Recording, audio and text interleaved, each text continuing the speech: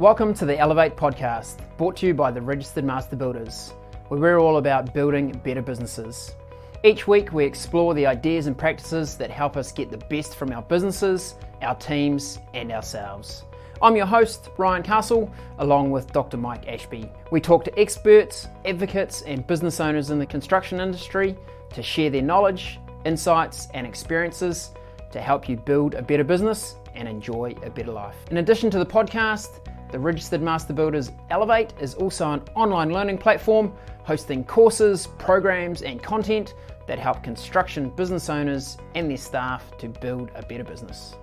Now let the business building begin. I am joined, of course, by my trusty friend and business partner here. Mike, welcome along. Trusty Dusty. Trusty Dusty. Let's not explore why you're referred to as Dusty. No. Old and crusty. Just age. No, okay. let's not go any further with that. Okay. I've got a little topic I'd like us to talk about today, which we seem to be quite good at doing on these podcasts. Mm-hmm. And really, it's the here's a question I ask a lot of the members that we work with: what's your greatest asset? Our people. Correct. Yes. Well, kind of correct. Yeah. Because that is most common response is our people. And we are actually in this episode going to be talking about a framework for working with people. Mm. But what's the real answer to our greatest assets? Actually, property. I was just thinking of a business and I think, they do such a poor job with their people. They do such a poor job with their customers that actually their greatest asset, quite genuinely, is the fact that they own the property. So that's an exception. It is. We could take this down a whole McDonald's, Ray Kroc kind of business model scenario. Don't worry about selling hamburgers, own the property. But that is not our focus for this podcast. Focus. We should be, and that business would be a whole lot better, and even its property would be more valuable if they took care of their people. Yes. Because the business would be a whole lot more valuable. They would pay a whole lot more rent. It just all good. But it is... yes, that was a slightly facetious answer, slightly even, dare I say it, mischievous. Yeah. Back to the point. Well, yeah, and back to the point, and let's diverge for just a moment first before we come back to the people. Okay. And if you're struggling to follow us, don't worry, it all makes sense in the end. It's thinking, well, we talk to our members about actually your greatest assets are what you own personally, and that's your time, energy, and attention. Yeah, so where you place your time, what you give your energy, and what you give your attention to, because most things in life are actually skills that can be learned. Totally. And it's what you apply your time, energy, and attention to, which creates the real results for you. But if we were to say in this podcast, we're going to give our time, energy, and attention to people. Yeah. Here's how we'd think about it. And it's a great, truly people are what make a difference in our organisations, regardless of scale. Well, an organisation is just a bunch of people doing processes. That's all it is. So your organisation is nothing but people and processes. Yeah. Were we trying to make them feel excited and sexy about their businesses?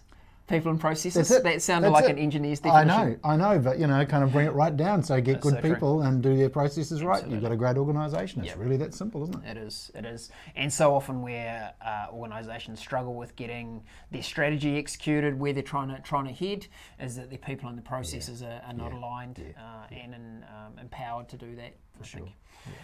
And look, I think we need to acknowledge how much the work environment has changed. I know when I got my first job, I was with Yates, the garden seed company. And look, I had some amazing learning there and transferred from New Zealand to Australia and had quite the start to my career. But I remember the conversation with my dad when I'd been at Yates for about 3 years, and I told him that I was going to leave and work somewhere else, and he was horrified. And he's like, well, did they fire you? And I was like, no, they haven't fired me. It's all good. It was like, well, why are you leaving? And I think it's that...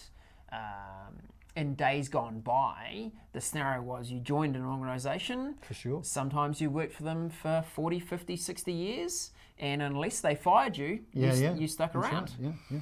And I think times have changed significantly around that, and trying to think about now what is it that people are looking for in the organisations that they join. Oh, totally. It's changed a lot. Yeah, I was reflecting on this myself, and I was going to make some some comment about how my first job was cleaning steam engines, but you know, but probably in my working life, going right back, if I'd started work when I should have instead of whiling my days at university, that is a major change, and it was really with the restructuring of the 80s that companies changed. They changed. You know, that for the first time there were mass layoffs and mass changes, which just threw people off the boat left, right, and centre. Now, you know, I think about millennials, and I think that most of what's written about millennials actually applies to pretty much any generation. I'm really sceptical about generational comments. Yes. However, I have seen evidence. I do believe that the most ambitious millennials, and that's different from a whole bunch of the other ones at the other end, but the most ambitious millennials who we all want to employ because they're really smart and super switched on, their question of you as an employer is, what are you going to give me?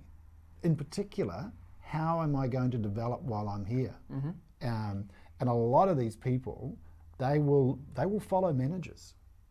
They will follow the managers who will teach them stuff, where they will learn stuff. And when they're all learned up, next one, next opportunity. So, you know, we've got to think about the kind of organisation that, you know, our employer brand, and how attractive that is to the highly talented people that we want in our organisation.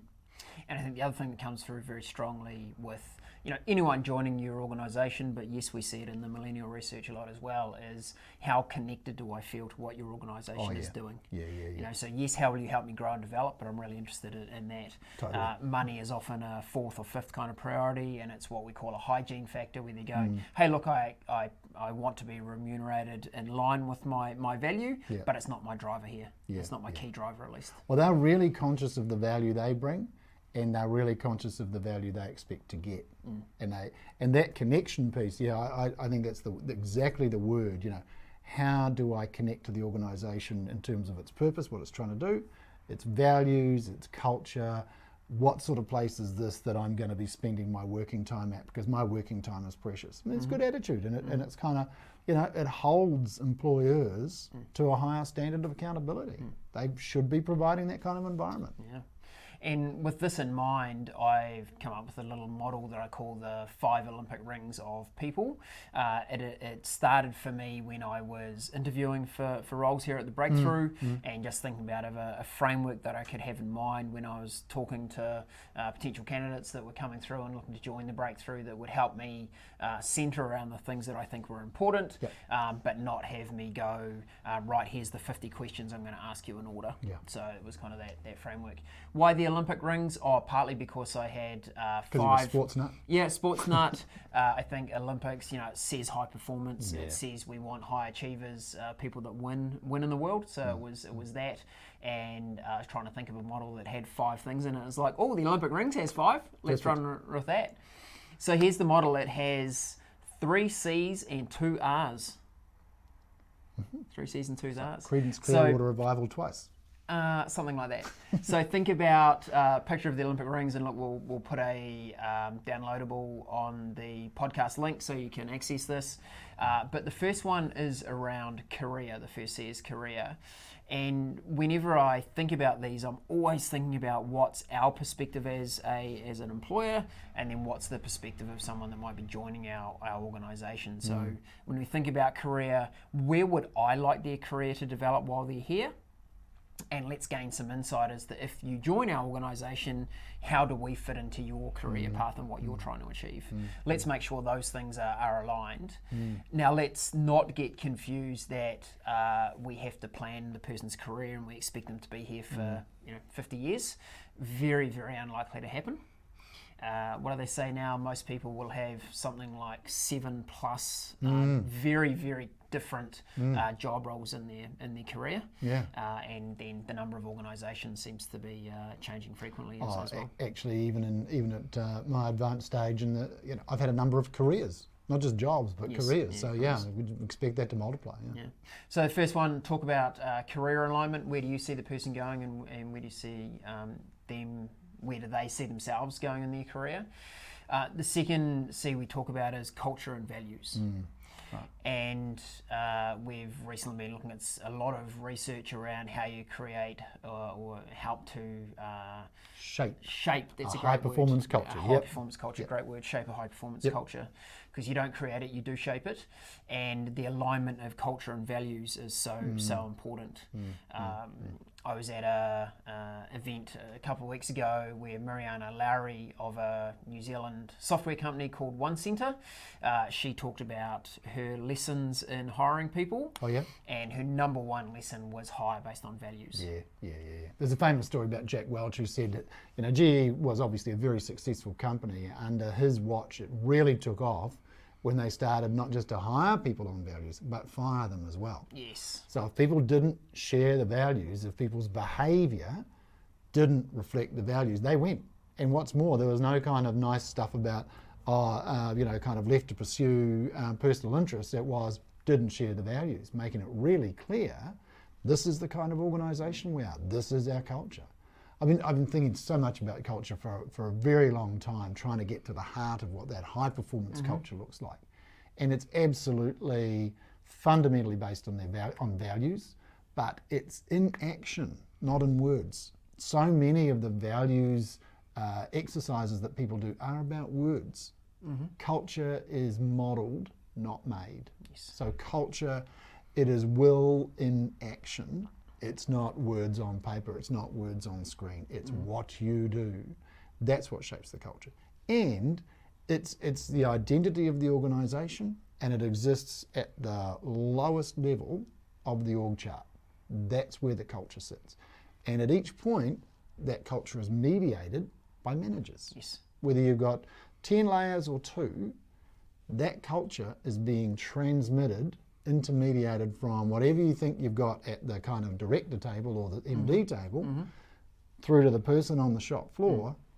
That is going through managers, and they are either, there's a thing I'm working on at the moment, they are either amplifiers or mute buttons for the culture. Yes. So those values, understanding what they are and the kind of culture you want and the behaviours that have to go with that. It's a big job. It can be done, but building a high performance culture is a big job.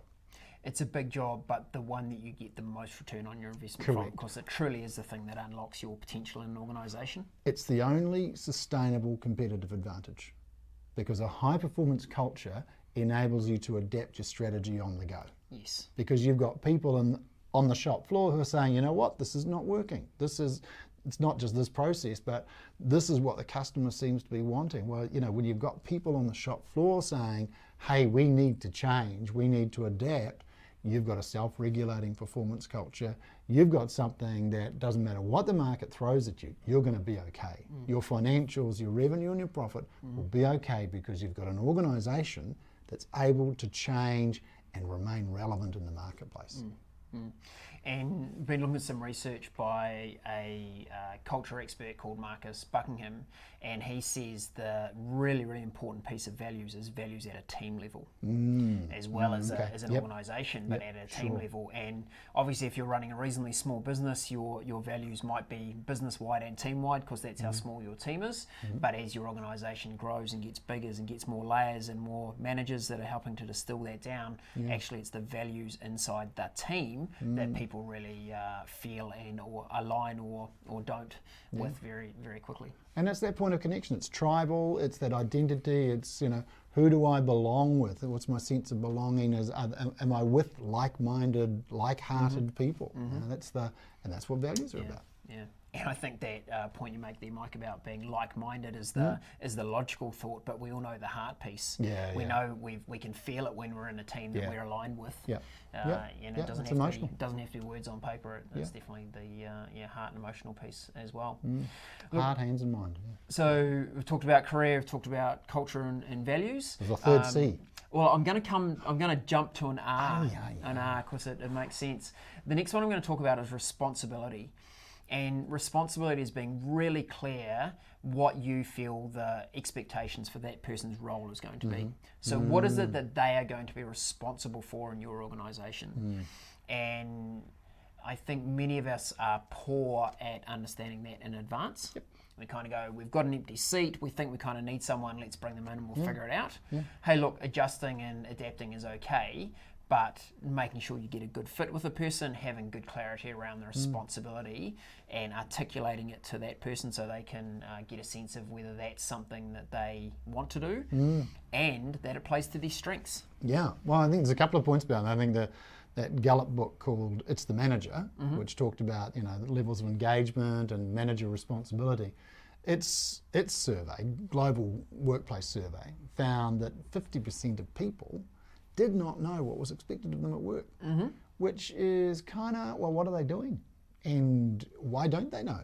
So that's point one, is kind of, wow, that's a fantastic opportunity to get clear. The second thing I like about responsibility is that it's not using the word accountability. I've always felt that when managers talk about accountability, they're saying people being accountable to them. Yes. That they're, you know, It's got a very hierarchical it's kind of got a feel to very it, hasn't it? hierarchical, did you do what I told you to do? Whereas, and nobody kind of puts their hand up for more accountability. Oh, please make me more accountable for this. I really want to be accountable. But they do put their hands up for responsibility. Yes. People like to be given responsibility. Ambitious people like to take responsibility. And it's just a much more powerful and empowering concept, I think, than accountability. Accountability is something that basically gets done to you. Responsibility is something you do. And I think that, you know, that switch in thinking is really important. I think it's a conversation, a much better conversation with somebody to say, hey, what are you going to be responsible for? Responsible includes, what are you going to have ownership of? Yes. And we know that part of the engagement piece is absolutely about people's sense of ownership, people's sense of connection. So think responsibility, not accountability. And coming back to the very first point we talked about is what are people looking for? They're looking for growth. Yeah. Growth comes with responsibility. Correct, You know, absolutely. and so that's why they typically stick their hands up and go, hey, I'm here to grow, I want to learn, I'm going to need more responsibility to make that happen. And you can still hold people responsible. I mean, it is a language thing, but it's a concept as well. You can certainly, if people take responsibility, they're responsible for that outcome, and you can assess their performance against that responsibility for sure. Yeah, which brings us to the third C being capability, and I think this is where a good conversation happens with people around, hey, we've got clear what you're going to be responsible for. Let's talk about what capability you will need to do that. Now, depending on the role, what you're hiring for, our view is that most things are skills that can be learned. Correct. If you Growth bring a mindset. if you bring a growth mindset to the role, we can figure that out. But we do want to be clear on, do you have the capability right now? Yep. Because we might need to get you into some training, we might need to get you into some development, we might need to do those kind of things so that you can meet the responsibility. But let's articulate where the capability piece is at the moment. And in the hire, you know, specifically talking about the hire, my philosophy has been, well, bring in somebody, preferably internal, who's got 80% of the role, and we can grow their capability, rather than bringing in somebody who's 120% of the capability. Yes. Because we've got the best they've got to offer. We don't need any more, and there's no kind of forward path for them. We're probably going to lose them anyway. So having that kind of clarity about what are the development opportunities for them and for us and what we do, and then people are not kind of having to work it out for themselves and do stuff that's a bit risky. And you go, well, why did you do that? And they probably thought, well, actually, I was trying to work out how to do it. Instead, we've said, well, you made a mistake. So, you know, having that agreement about a capability path, I think is really important.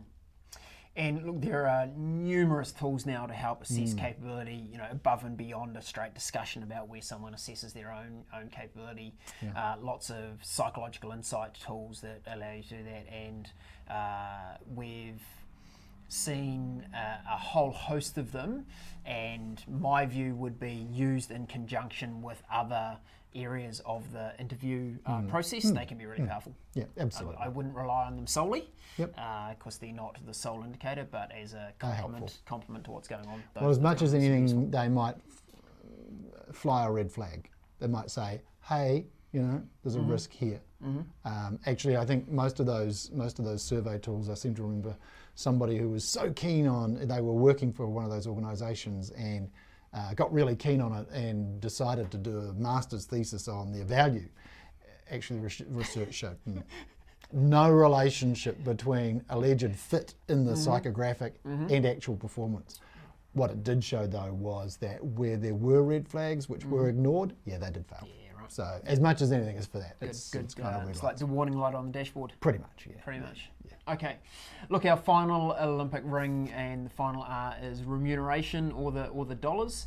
And for me, this is a sensible commercial conversation around what's our expectation of what this role is worth, what's your expectation as someone joining our organisation and what you're trying to achieve, and what's your now view of the world and what's your likely horizon view of remuneration.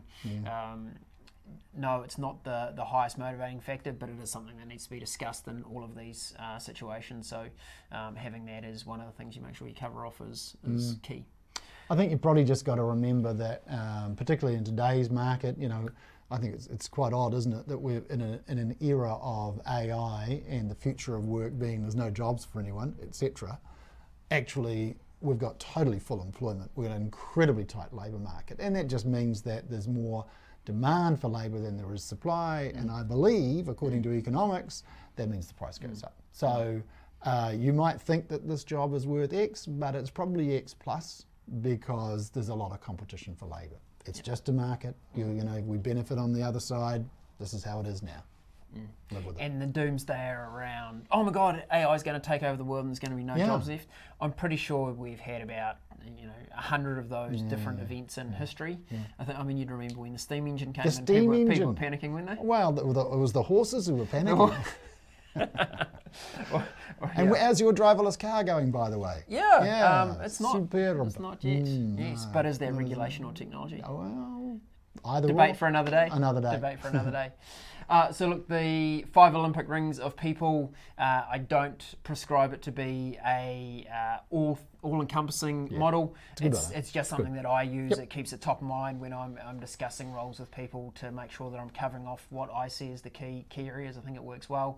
And I've also used it not just in a hiring zone, but also in discussion with existing team members.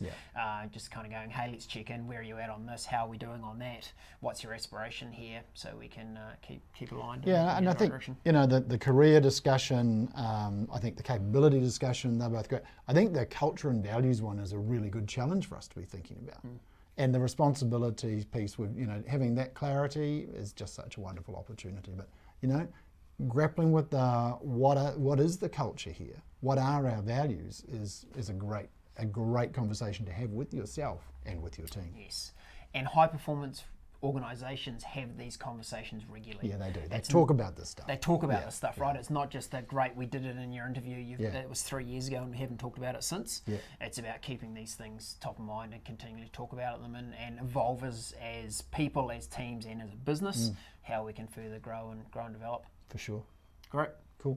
Hope you use that. As I said, we'll have a link for you for the model that you can download and access.